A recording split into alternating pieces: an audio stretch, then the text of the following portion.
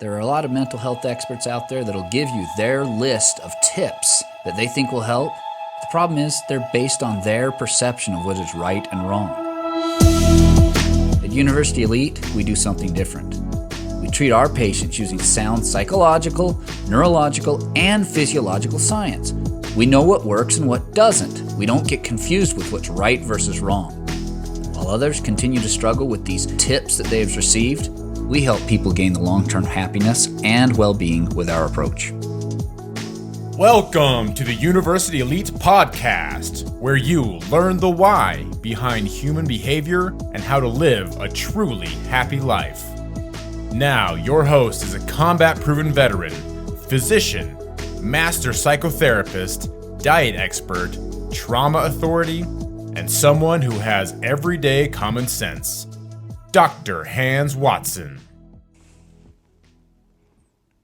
Hi guys, and welcome back to Mental Health and the Good Life. Today we're going to teach you how to live a good life so that you can have some major ways that can help to overcome anxiety, overcome depression, and make it less likely that you're going to enter a relationship with somebody who is a narcissist. In fact, this has also helped me with many patients who struggled with the thought of using suicide as a way to try to escape their problems, and this has been a major key in them being able to turn that around so that they could enjoy life. And so let's jump right in and help you guys to understand another key to living the good life, and you'll soon be able to see many people don't realize they're committing this same error without even knowing it. So let's jump right into that. This topic came to me when I saw a referral from one therapist asking for somebody that could pick up a patient. And what they said was, I have a patient who is struggling with anxiety, depression, some suicidal thoughts, and they just got out of a relationship with a narcissistic person. When we inquired a little deeper, it turns out this person was struggling with the exact thing that we're going to be talking about today. And it's amazing to me that we have this. When I tell you what it is, you're going to realize everybody in society has been talking about this is a problem. We should do it. And then we engage in the very behavior that we just identified as a problem. And so without having any more delay, let's briefly mention what that problem is. That problem is something that is called implied permission. Now, implied permission is something that becomes part of a social norm. We have all these written and unwritten social norms in our lives. And the unwritten ones, oftentimes, we try to ignore because the unwritten ones are supposed to be assumed to be so obvious that you shouldn't have to say them. However, what are we seeing today? We are having to say them because even though it should be obvious to all of us, there are many of us who are jumping in and committing this error without even realizing how damaging it is. And so with that being said, what is implied permission? Implied permission is something that says, if you bring up a topic of conversation with somebody, you now have given them permission to respond back with criticism or critical thinking, with a contrary view that you may not agree with, that may not agree with your opinion. In other words, you open it up for discussion from different viewpoints. And so this implied permission is actually part of what healthy relationships look like. If you bring up a topic to me, you are giving me permission to say, I will let you present it, even if your viewpoint is something completely different than mine. I'm going to accept and listen to that as part of a healthy relationship. If I'm not willing to hear another viewpoint, I then have an obligation to not give you that implied permission, and that means I'm not allowed to bring that topic up. And so we see that this is necessary in order to maintain social connections. It makes it predictable for those around us to know what they can and can't talk to us about without being in danger of offending us. And we're seeing, as you're going to see, there are many egregious violations of this long written rule for maintaining healthy relationships. And without it, we can't maintain social relationships. And that is devastating. We learn from Matthew Lieberman in his book, Social, that every single person alive requires social interaction to be healthy. Now, I know some people have survived off in the woods by themselves, but guess what? Mentally, as we study them, they were not healthy. They were just surviving. This isn't to say there will be many people who are introverts who enjoy social, but they also enjoy their breaks just as much. Or they enjoy small groups, but they still do it. Even individuals who struggle with autism have a need for social interaction. They just prefer it to be in a certain way that is in line with their expectations. So, like it or not, neurologically, every one of us requires social interaction in order to maintain the mental health that we need to be able to experience stress in life without automatically being overwhelmed by anxiety. They require us to have that social interaction so the brain can be healthy enough so that we can experience life difficulties without immediately falling into despair and depression, so that we aren't going to have to turn to suicide as a way to try to escape our problems. And lastly, that social interaction and being healthy is the very thing that makes it so that we do not attract narcissistic individuals into relationships with us. And so, as we look at it, this implied permission, which I'll repeat it one more time, which says, if I bring up a topic, I am giving permission to the people I'm talking to then present their views, even if they are contrary or might make me uncomfortable because they might be critical of what I'm thinking. I'm giving you permission simply by bringing that topic up. And so that is something called implied permission. And that is a required assumption for us to be able to interact with people and be able to maintain healthy relationships. I've seen many people who did not give implied permission, and their relationships are generally not going to be healthy at all. They're going to be unhealthy, and you're going to see these people struggle with anxiety, depression, suicidal thoughts, and tend to find themselves in relationship with narcissists. And what will they do? They'll tend to blame the narcissist instead of recognizing that they were the magnet that attracted the narcissist. They were the person that did something so they didn't have social connection, so they were so mentally weakened that they struggled with anxiety and depression and even suicidal thoughts. And so that's what implied permission is. And so how are we seeing this today? There are many people who have been raised in a way that is not healthy, and they somehow have this false belief that is absolutely absurd. And that false belief is, if somebody contradicts me or is critical of something I think, they are just unkind, they are mean, and they are rude, and they should be punished for making me uncomfortable. This is absurd. We used to see this. In fact, I can tell you, anybody who's racist, this is one of their underlying unconscious beliefs, and sometimes even conscious. Anybody who is bigoted, or any of these things that we all just consider terrible, anybody who is a narcissist or other things, they all have this false, asinine belief that somehow people, in order to be calm and kind, are not allowed to contradict them or criticize them. And they'll even say that as if it's a negative. Oh, you're just being critical.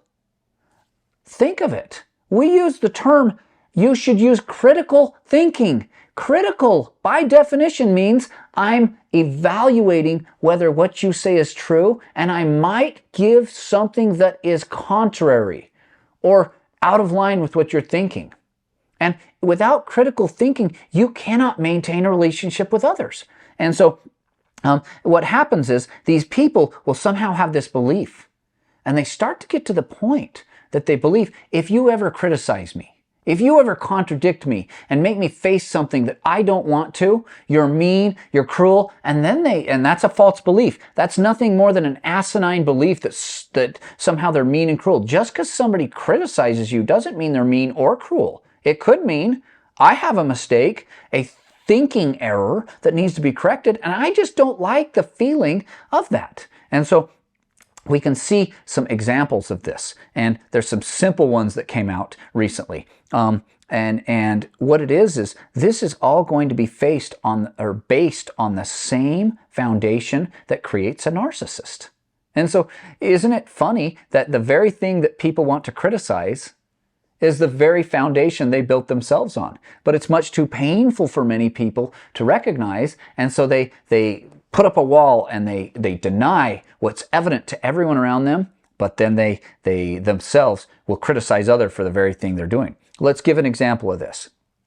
And the examples that I'll give you in general, and then we'll give you some specific examples from the news recently, was if you talk to somebody and they cannot tolerate what is a normal interaction between people and saying, I disagree with you, and here's why, and then have them tolerate that and then say, and we can remain friends in spite of our differences of views. And we look in politics and religion today, this is widespread.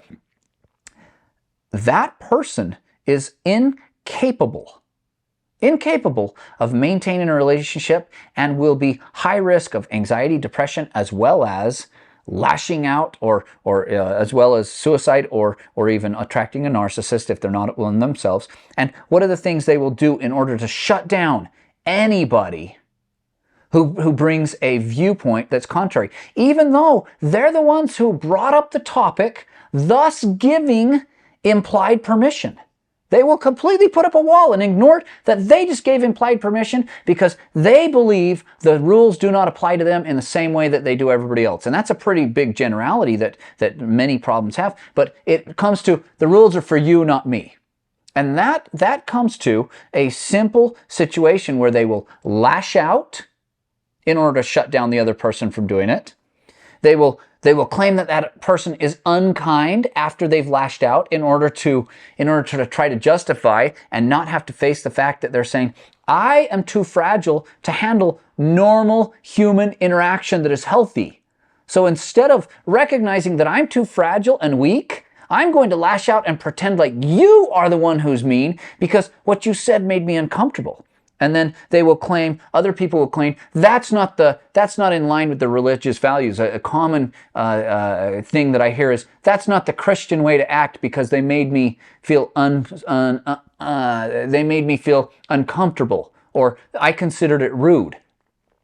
Okay, it doesn't matter if you're uncomfortable. If you're, in the way they said, that's not the Christian thing to do. Guess who made people very uncomfortable?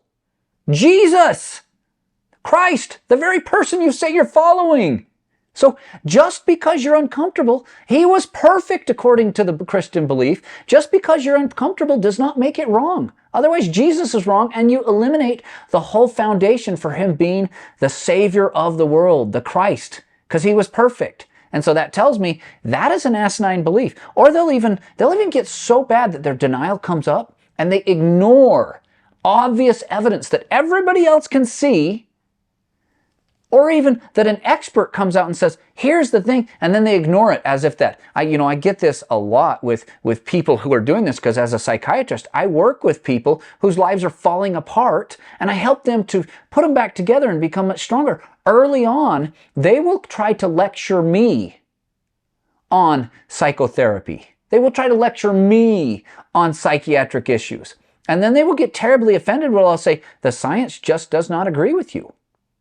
That the science is not there. And he's so rude, I hate him. These are the people that are going to give me, if they rate me on Google, 1-star review when we first start. And then once I help them to overcome this, and I help them to gain emotional strength, suddenly they're not needing to lash out anymore. They're not needing to call me names and try to attack me personally. They're now able to see in themselves what they were doing, and they then want to give me 5 stars on the reviews because they're going, oh, turns out it was me, not you. I was just too fragile to know that. And so as they do it, here's some examples of people who think the rules don't apply to them and have done it. In fact, I'll even pause and share a recent story that I heard. There was this there was this church activity that a bunch of youth were at, and one of the youth that I work with was at this activity, and it was where they were on a hike. For about 3 days. They would hike, and then they would camp out, and one of the young ladies was talking with another young lady, and the hike was getting very heavy and tiresome, and so one of the young ladies decided she was going to go ahead and do something to distract them from the fact that they were physically fatigued and hot. And so what did she do? She went ahead and said, hey, let's sing a song. And about half of the girls said, yes, let's sing a song. So they all started singing. Well, you had this other young lady who everybody sees that this other young lady holds a belief that if you ever make me, she holds this exact belief, if you ever make me unhappy, then you are rude. If you ever contradict me, then you're just hateful. And that absurd, asinine way of thinking, which is, no, you can't disagree with me or show something that might contradict my viewpoint. Otherwise, you're mean, you're rude, you're the problem. And instead of saying, maybe there's another viewpoint that I ought to consider. This was the foundation of the Ku Klux Klan, was, hey, African Americans, people of color, are not as good as white people. And anybody who says anything different, I refuse to let you listen. Well, that's terrible. I would say it's equally terrible anytime we aren't willing to hear another side. Doesn't mean we have to accept it as valid, but if you're not willing to hear it, then you are just the same as those terrible people. Well, how did this young lady who has been raised and still holds this belief, how did she respond when she said, hey, you guys need to quit singing? And they said, no, we're not going to quit singing. You're not in charge. You're a peer just like us. We're choosing to sing. We'll go ahead. And she actually picked up a handful of dirt and threw it in this other girl's face. Now, later they were talking about it, and the youth leaders came and said, no, this is unacceptable, and they shut it down. Later, that young lady who thinks the rules don't apply to her, even though she's unaware that she acts this way, said, yeah, but it worked, so it was worth it to me. And what she didn't understand was, she was just giving implied permission to all these other girls, saying, if there's something annoying that's happening, you now can use physical violence to shut it down. This young lady didn't realize, she was clueless, that she had just now given the other girls permission to use physical violence to get her to stop something she didn't want to stop. And this young lady, may not surprise you, is one of the most known in this youth group for being annoying and having people that do not enjoy being around her. Yet, she felt like she could use physical violence. Do you see the disconnect here? Do you see how that implied permission? If you use physical violence, they can use physical violence against you. You just gave them permission. If you bring up a topic of discussion, you just gave them permission to present, if they desire, conflicting viewpoints. And that right there, this young lady suffers with anxiety, depression, PTSD, suicidal thoughts, and does not make social connections. It's very difficult. This is one of the major things. And so we see some really visible examples of this, and the people have no idea that what they're doing is making a fool of themselves. We have over in Europe, there is a group of people who believe that their viewpoint's the only one, and they refuse to hear other people, and so instead they act out. And many of these people get so desperate when they become isolated, when people ignore them, that they start to lash out and use things of violence. One young lady went to a Van Gogh painting. It's called Sunflowers, and she splattered it with tomato soup. So she essentially was saying, destruction and violence, if I disagree with you, I get to use destruction and violence. But this same young lady then complained when the police came in and used a violent way of taking her down and said, how dare they do this? She literally had just given permission for this to be done, and then wants to critique others for doing the very thing she did. Other examples of this were Monet's painting called Grain Stacks. A young man went and smashed potatoes on it. Priceless art, smashed potatoes, violently trying to destroy it, was mad once again when the police came and took him down because they weren't soft enough. How dare you be violent? Do you see the disconnect here? You gave implied permission for this to be acceptable. You don't get to have credibility and then act like something's there. Oh, how dare you treat me roughly and with violence? You lost all credibility. You gave permission and then wanted to somehow say it wasn't the same for everybody else. The rules apply to you the same as they do others unless you are in charge. Now, the last one was, and there are many others, there's one from Vermeer, and the name of the painting is Girl with a Pearl Earring, and a man actually glued his own head to this painting. You talk about this, and they think they're doing, and all three of these were what people have named eco-terrorists, and essentially what their whole premise is, we should be able to do to you things that you're not allowed to do to us. The rules are different from me than they are for you. And you can see how absurd and asinine this is. Well, as they do that, there's tons more examples, right? And it's not just these left-wing eco, the right-wing also are going to have the same thing. So why would that be the thing that attracts a narcissistic man or a woman? Well, in order to understand that, you just have to understand narcissism. Narcissism, people have used and bastardized the term narcissism today. And what they mean to communicate is, this person did things that made me unhappy. And they'll just say, that person was a narcissist. And essentially what they're saying is, I hate that they did not agree with me.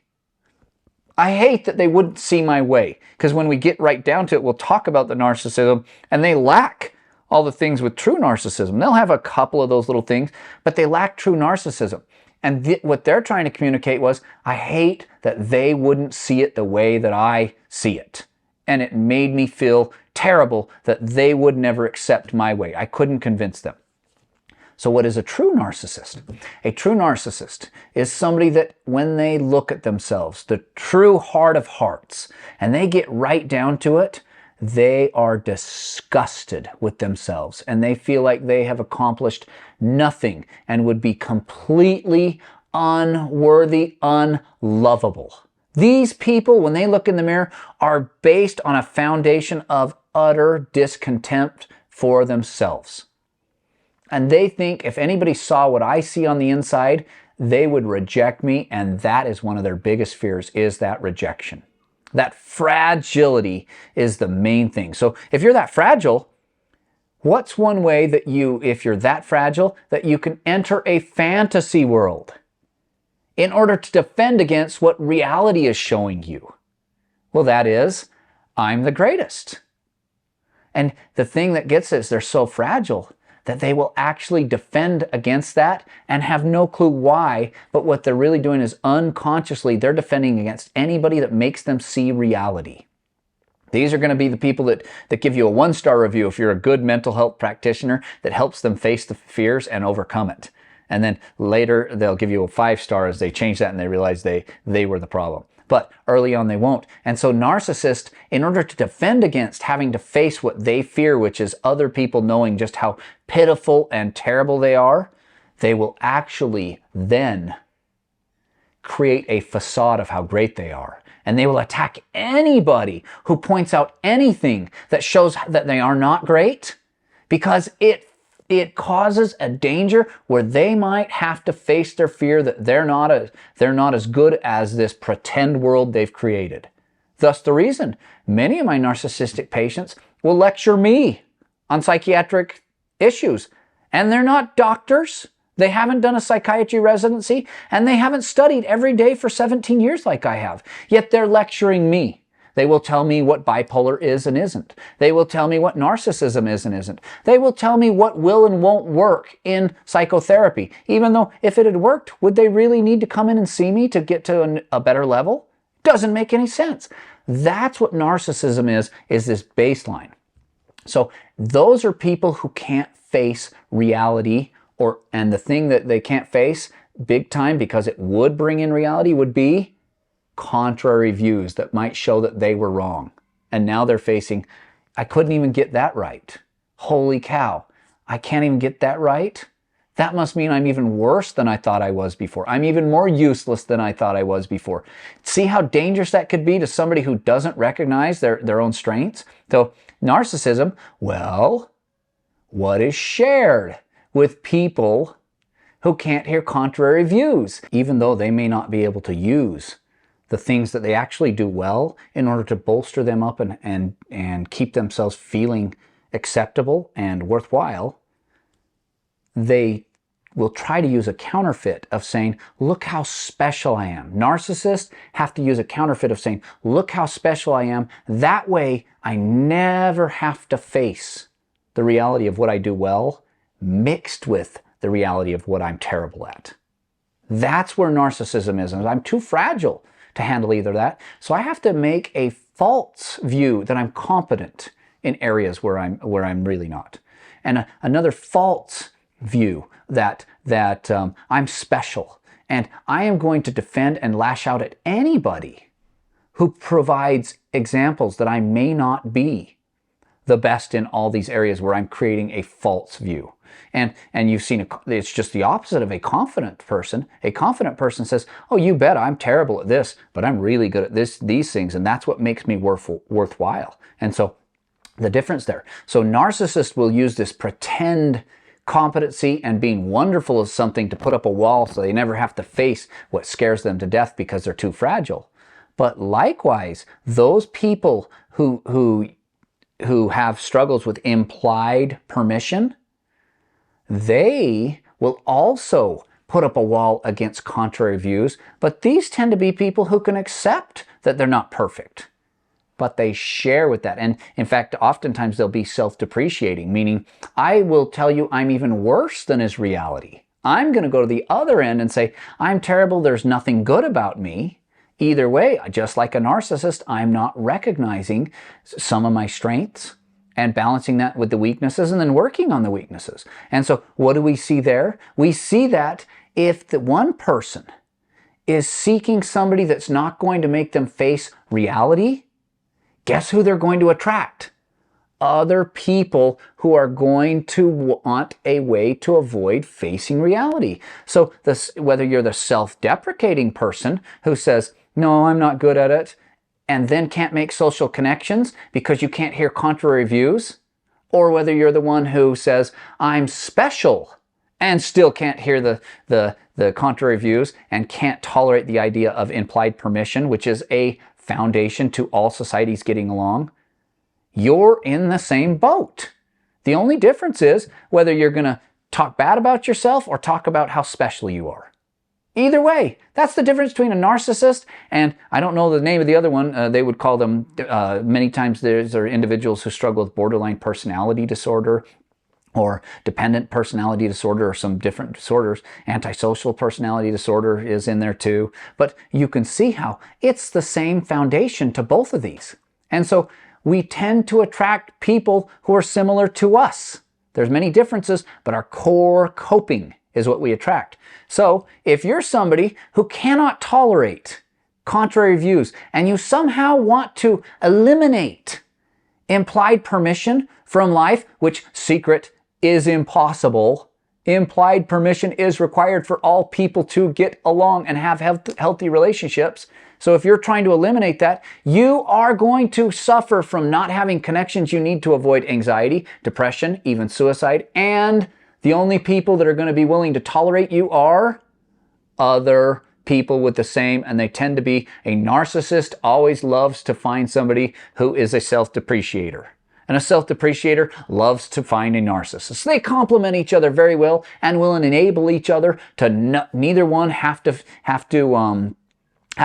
face implied permission, and neither one of them will. So therefore, they're not going to have to ever face contrary views. And if they do, they're both going to justify why they get to lash out or blame the other person as being unkind, or claim it's somehow out of line with religious values and ignore evidence, even though experts and everybody else can see that the evidence is there. And so you can see why immediately that narcissistic person and that self-depreciating person are going to be attracted to each other. And then what's going to happen? You're going to see them, they're so focused on their fantasy, that facade that they've created, that then they're going to blame anybody who made them uncomfortable as being unkind, and instead of attacking the actual issue or the problem, they're going to attack the person.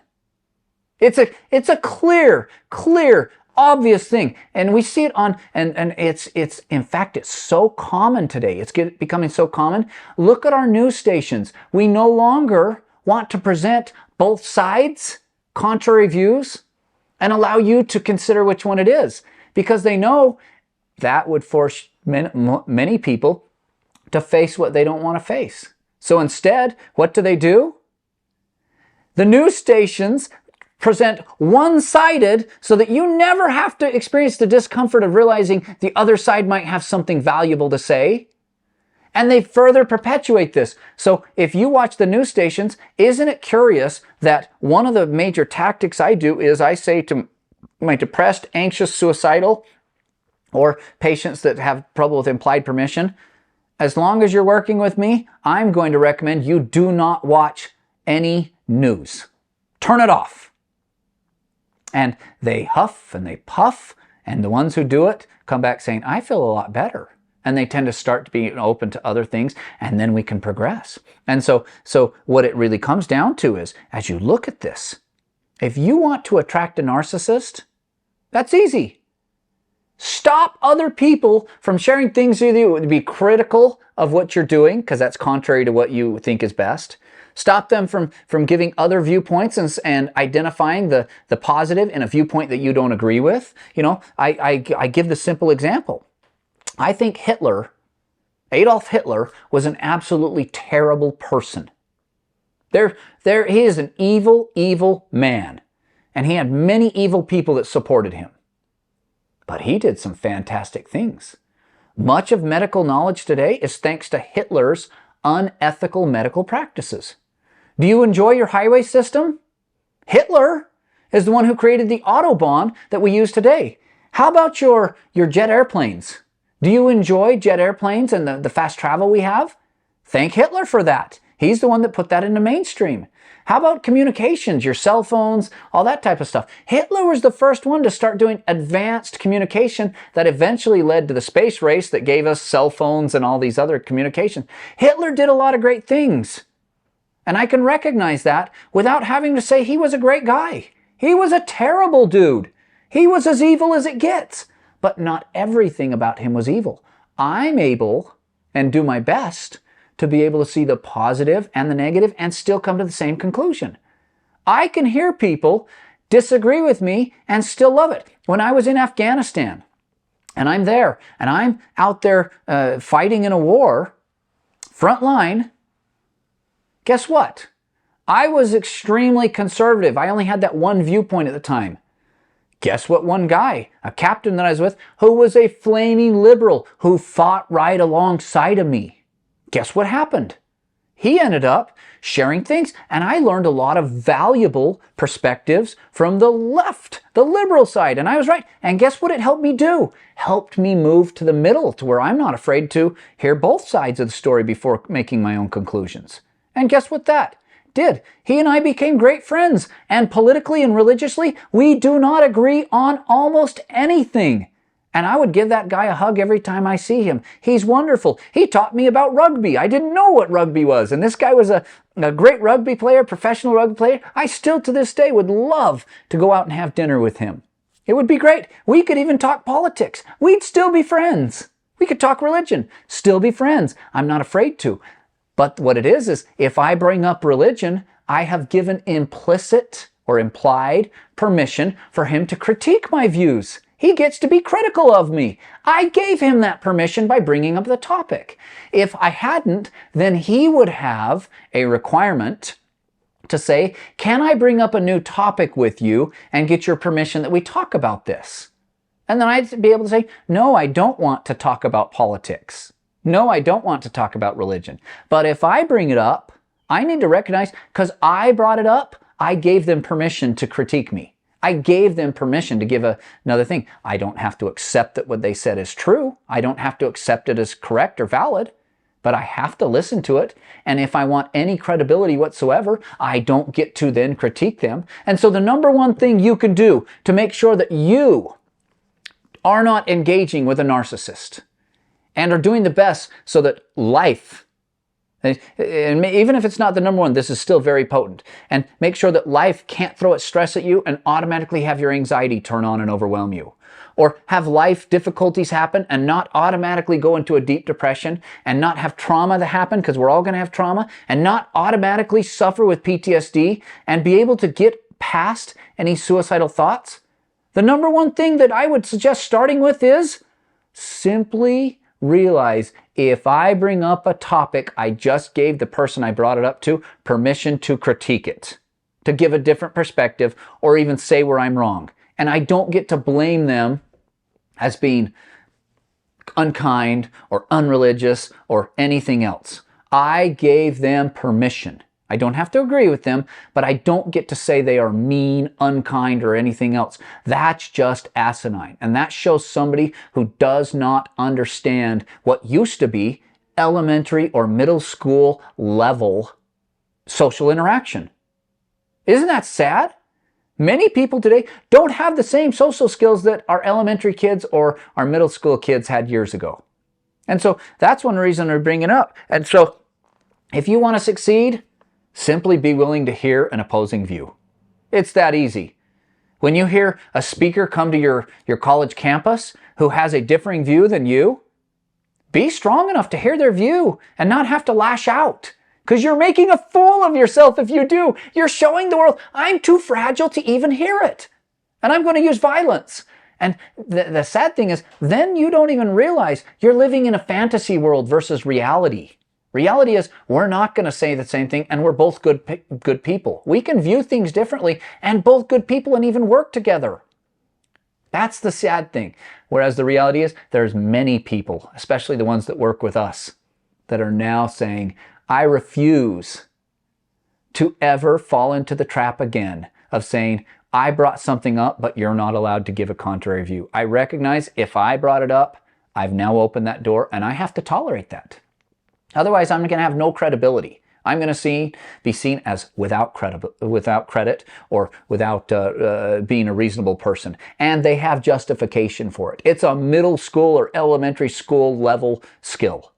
And for those that then lash out and run away, sadly, they're just showing how fragile they are. They can't. They haven't learned that middle school level. So for the rest of us, let's be mindful of that. If I bring it up, you have permission to then critique it, criticize me, anything like that. And I need to stay on it. The other tactic that you'll see, and we have to stop a lot of times in our marriage therapy, is they'll say, hey, I bring up an issue and I say, I don't like this about you. And the other partner may be so fragile that they say, oh yeah, well, you know what you do? Do you notice what they did there? They're trying to shut down a conversation that might point out their weakness, and it might be contrary to what they have believed in their fantasy world, in that imaginary world they've created. And whether it's a narcissist or a self-deprecator, it doesn't matter. They each are trying to live in this fantasy world and lash out at anybody who does this. So instead of saying, oh yeah, well, you know what you do? Here's the better thing to say is, you might be right. Could we please put on the table, next I'd like to talk about this after we've done that. So please, once again, what was your point that you made? Letting them know we will talk about it, but I'd also like to talk about this issue, but let's finish talking about the one that you want to do. The thing that is critical about me, I'm not going to be so fragile that I can't handle your view that is contrary to my belief. And they talk about it, and then they do it. And then next they say, now it's my turn, could we talk about my issue? And they do that. And so they quit doing what we call deflecting, which is you do this thing and it's frustrating. Oh yeah, well, you want to know what you do? Automatically, don't focus on me. I'm too fragile to be able to focus on me. See how that works? See how not being willing to hear another contrary view is actually attracting narcissists to the self-deprecators. And so as I hear people say, they came out of a relationship with a narcissist, I immediately say, in order to help this wonderful person who is probably a self-deprecator, I need to help them to be able to feel safe enough to be able to start to allow contrary views and criticism and realize it's not a bad person just because they do this. It also means they don't get to do it in an unkind manner. There is a kind manner to share criticism of somebody. And that should also be an expectation. But that is the big thing. So if you find yourself consistently unable to work with other people when they have contrary views, or you find yourself in relationships with narcissists, realize that is the single first step I would look at in order to help you to throw those chains off you and start to enjoy the good life, where you get to connect with others who are completely different and be able to start to enjoy the richness of different cultures and different people and different races, different foods, different traditions. It's such a wonderful world, and those people who can't handle contrary viewpoints and refuse to accept that implicit permission exists, they miss out on all these wonderful things. And wouldn't it be a tragic, depressing, and anxiety-ridden life to where it would start to seem reasonable to try to kill yourself to get away from it if you were shackled to that? Don't let them do that. Instead, be open to other perspectives. You don't have to agree, but you should be able to consider them. If you can do this, here's what you should be able to come to me. You could come and say, Dr. Watson, I totally disagree with Hitler. He is a bad man. But I can tell you all the reasons that somebody might think he was a good man too. I'm not going to conclude he was a good man, but here's the argument from the other side. If you can do that, you're going to enjoy the wonderful wealth of differences out there that make it so neat to be part of this world. And it's such a happy place when you do that. And it's such a miserable place when you want to deny implicit permission and not face things that might be critical or contrary. Okay?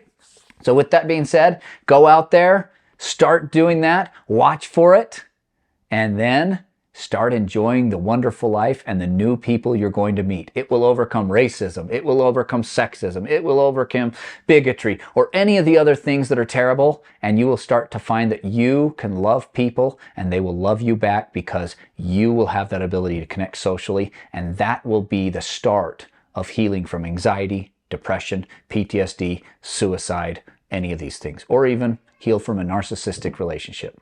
All right, you guys take care, and we'll catch you on the next one.